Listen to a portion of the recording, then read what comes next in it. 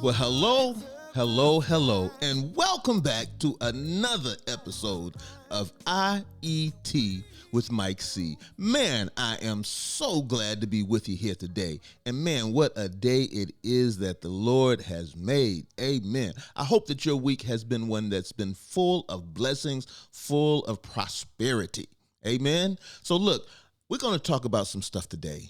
This one here, this is a doozy. Oh yeah, this you don't want to miss. Look, last week I introduced a portion of the show to you. Say what?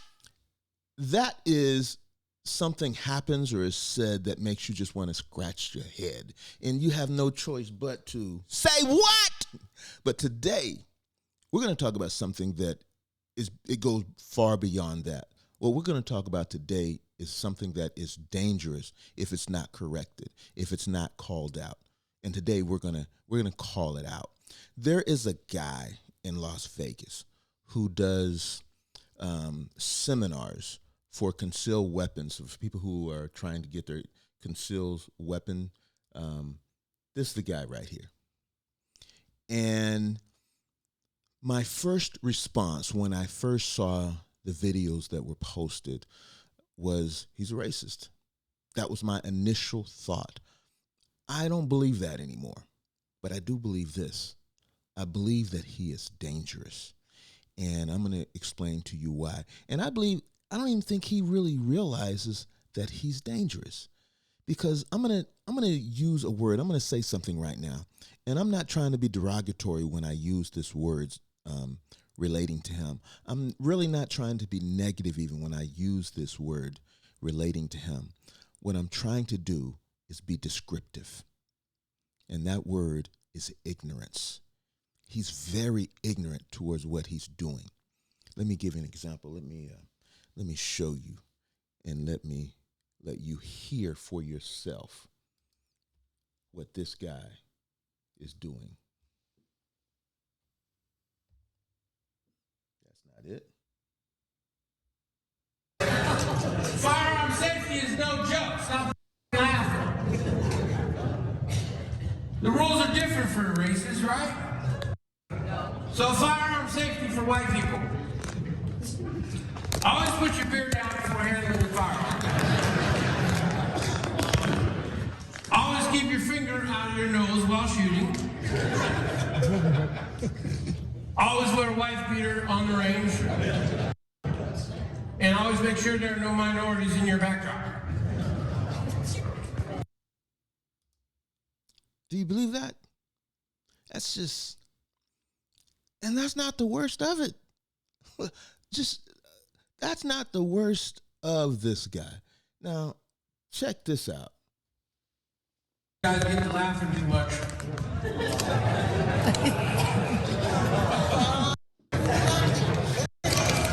Always shoot the gun right side up.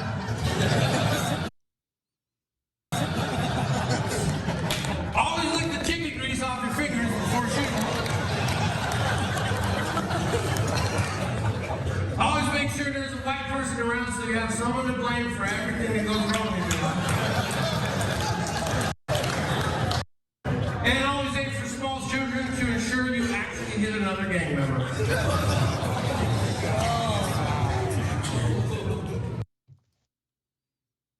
Actually shoot small children so you can ensure that you hit another gang member. Dude, and you think that's funny. Now, I don't know if you guys caught it, but when he was talking about Caucasians, when he was being racist towards them, the laughter actually decreased as he told more jokes. But when he talked about black folk, the laughter increased. That tells you a little bit about the audience that was there. This is a guy who is giving seminars on concealed weapons. This is a guy who carries guns. Are you safe around somebody like that? I'm sure some folk are. I'm not. Because his ignorance could get me killed. His ignorance could incite riots, basically, and he's not aware of that. He thinks it's funny. Now, I told you I really don't believe he's a racist. I believe he's just ignorant. And I know that ignorance is the basis of racism. I understand that. But I really don't think that he's a racist. I really believe he's just ignorant. And we'll talk about that. Listen to what he says here. The rules are different for a racist, right? Are the rules really different for racist? I don't know. I talked last week also about the community that I grew up in, and I talked about how it was a diverse community. I talked a little bit about the community of Langston, Tennessee, which doesn't seem very diverse, although they have black people, Native Americans, and Latinos there as well. But there's a difference. Here, I'm going to tell you why this guy really is so bad. And why he's not funny. Listen, he says, people got equally roasted in my class at the library last Sunday. I am a minority, FYI. He says he's a minority, and he's making jokes like that. Look at this. I am a minority, and I was the one telling those jokes. I am an Afghan American, and I come from a Muslim family. For you to use my comedy and my event as fodder for your political nonsense is shameful. That audience was my audience, and it was comprised of a wide mix of races. Is that supposed to make it okay? Is that supposed to make derogatory jokes okay? Do you not have a clue what this country has gone through when it comes to racism? Do you not know, are you not aware that what you are doing is you are spreading lies and innuendos, stereotypes? You're spreading that stuff and you're making fun of it. That's not funny, dude. If you cannot do your job without telling those types of jokes, you're really not funny, and you really don't need to be doing what you're doing. Focus on your craft. Focus on your trade. Leave the jokes to professional comedians and leave the racism to the professional racist. We have enough of them, for God's sake, already. It doesn't make any sense. Let me see. I got something else for you. Here's what he says. Why is it you think a minority isn't able to make fun of racism? This was a clip from the same event on the same day with the same audience. It was an amazing event. Here's the thing. You're making fun of white people and you're making fun of black people, and you're Afghan. Come on, dude. You are neither white nor black, but you're making fun of those two races. That makes it ludicrous within itself. But the nature of your jokes is really what takes it over the edge and not called for. Again, we've got enough racists in this country. We don't need ignorance to perpetrate racism.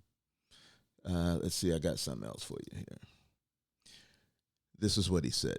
Due to time constraints at the event, I sincerely regret I wasn't able to poke fun at more of my friends. Dude, if you treat your friends like this, I'm surprised that you have friends. If you make jokes like that around your friends, look, I have friends who are extremely conservative, right wing, and white. Don't live around black people. And they have enough respect to not make jokes like that, at least not publicly. You just don't get it. That's the problem that you have, is you just don't get it. And then you want to come back and say, I'm not racist. That is a telltale sign of racist. They always come back, I'm not racist. Oh, I got plenty of black friends. What's a friend? Just because you know somebody, that don't make you friends. We have to call this stuff out. So here's what I'm saying. I said last week we have to remember that the purpose of discipline is correction and not punishment. So this guy doesn't need to be punished either, but he definitely needs to be corrected. The problem is, the question is he willing to accept the correction? A lot of times when people don't think that they're wrong, they don't want to hear what anybody has to say that sounds anything remotely like correction. We all have to be open to correction. All of us, myself included. And I am. Are you? Are you open to correction? Are you open? And look, what do they call it? Critical race theory not being taught in school. This is a situation. This is something that would help to prevent racism. Critical race theory. These folks want you to believe that this is a bad thing. It's a bad thing to teach our children the truth about slavery, what happened. That's not a bad thing. What that is, I'm going to tell you, the folks who are pushing that narrative, if you go back to Germany and you looked at the types of things that the Nazis tried to institute to maintain control, remember the Nazi Party was a minority party in Germany, but they instituted rules and regulations to keep them in power. Those are the types of things that we have to prevent from happening in this country, which is, I do believe, the greatest country to ever exist on the planet Earth. We have to stay focused. We have to understand that people have been treated horribly in this country, tortured by their fellow citizens. I've told before about my grandfather who went and fought in World War II, risked his life for this country, and came home and was told not to wear his uniform publicly. Came home and was expected to call young white boys that were old enough to be his children, sir. He didn't do it. But that's the type of stuff that we've had to deal with. And I'm not saying life has been peachy for you as an Afghan. But what I am saying to you is you are perpetrating the hurt and the harm for people who have just gone through hell here. Those types of jokes perpetrate that because they spread, again, lies and innuendos. And if it's told enough, people start to believe it. That's why you can't do it, because people believe it over a period of time. People who don't know better start to believe it. Now, he tries to defend himself, and he's got another tape that I'm going to let y'all play. I'm going to let y'all listen to or check out, and tell me what you think after you watch this. That's how you push back, not by holding an AR-15 outside down the street, walking around scaring everybody. I don't even wear this on airplanes. It's not because I'm ashamed of my culture. It's because my cousins may or may not have been involved in some shit.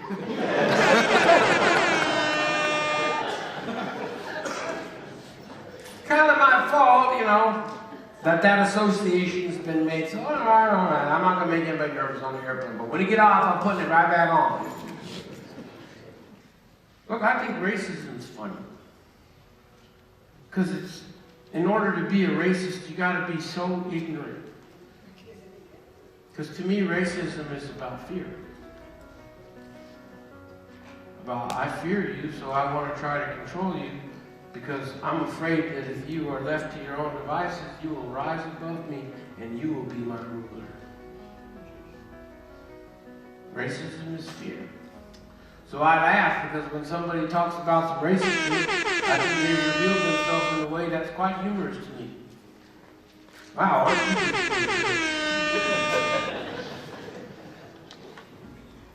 We can solve racism in this country and then around the world, and then somebody say, well, finally everybody's not looked at for their race. And then they go apply for a job and they say, we don't have fat people. And somebody's going to discriminate against us for one reason or the other. The point is for you not to give it to them. live your life and do the best that you can, and to deal. Remember, there's no good guys and no bad guys, there's only situations. If you're looking for good guys and bad guys, you're going to miss it every time.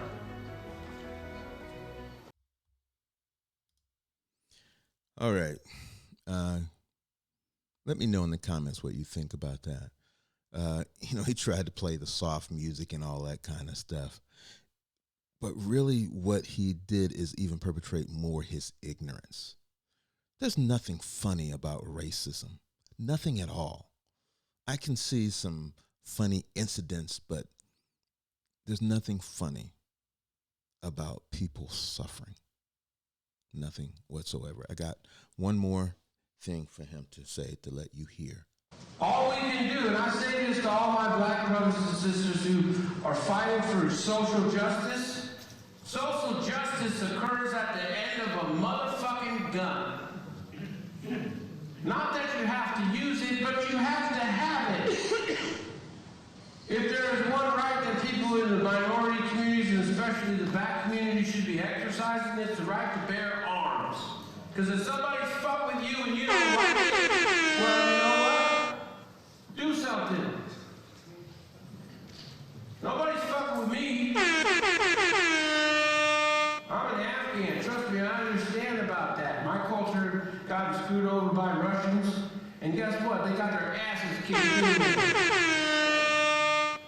If you think for a second they're going to come and take your guns and then surrender theirs right along with them, you're a fool. And there has been no instance in history where one side has had power over another and not abused it at some point. I apologize for the foul language. I was trying to blurt it out with the horn, but my timing just was not good at all. And that's what I was doing in the video. I was trying to blurt out the cursing with the horn. So I apologize for that. Again, he makes light of the harm that he's causing. He has no clue. He's ignorant. No clue whatsoever. And he needs to be corrected. And hopefully he's open to correction. Now, also, while this thing was going on, there were 4 politicians that were there. These individuals here were there. They should have been the first ones to correct him. Now, the only one, to my knowledge, that has made a comment about it is Tom Roberts, who is running for sheriff in, I believe, North Las Vegas, somewhere in that area. He's the only one that's made a comment, and he is not, based on his comments, he's not in agreement with what was said. He's not in agreement with that at all.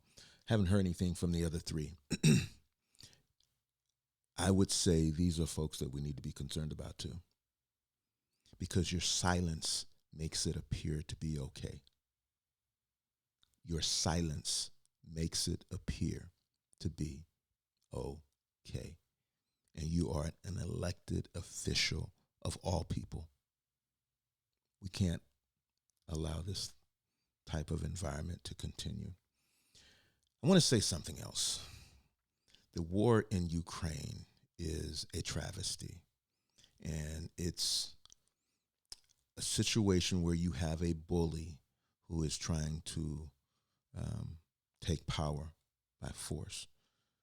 Thousands of innocent lives, women and children, have been taken and continue to be taken, and it's not right.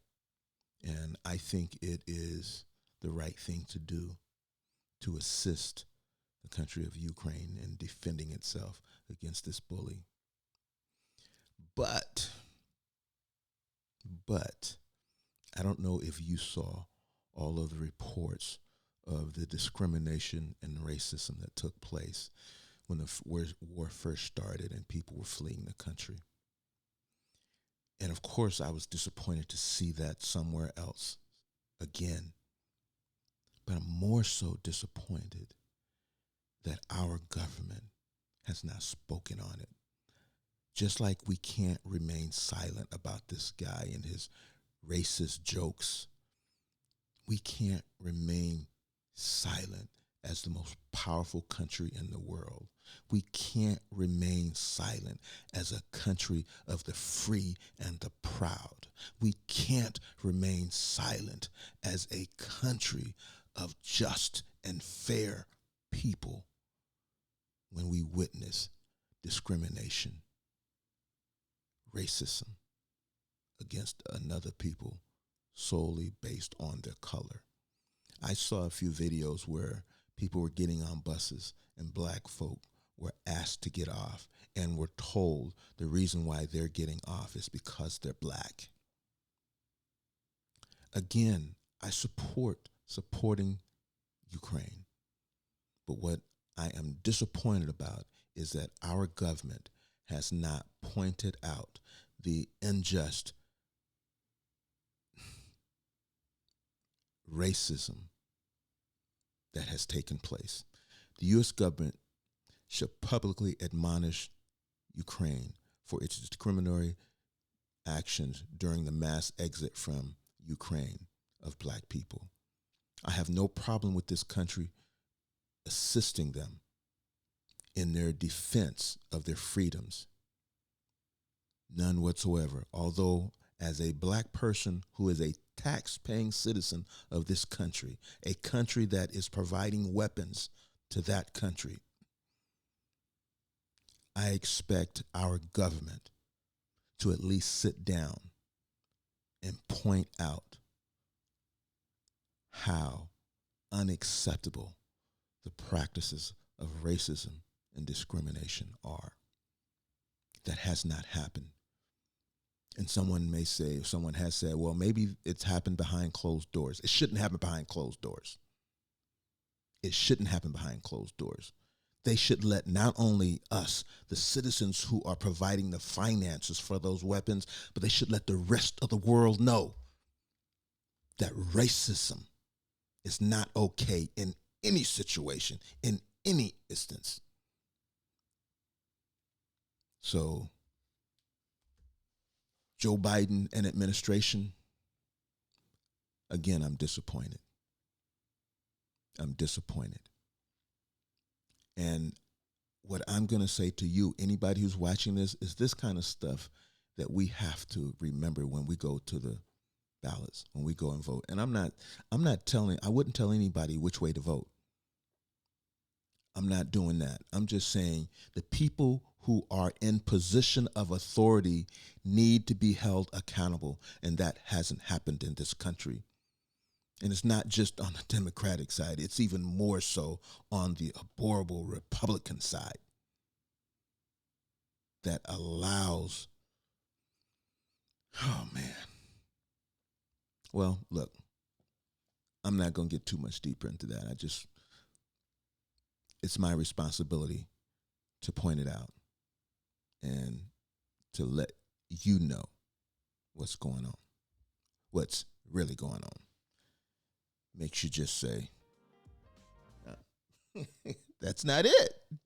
But look, I am so glad that you sat in with us here today. I really appreciate you being here. And I hope that you enjoyed the show. And I hope that you can next time bring somebody with you. But also make a comment. And please hit that button, subscribe, and then hit the bell. By hitting that bell, that's going to let you know whenever another video comes up. YouTube will let you know. Thank you for joining us again today. Do this. Do this. Let me ask you to do this.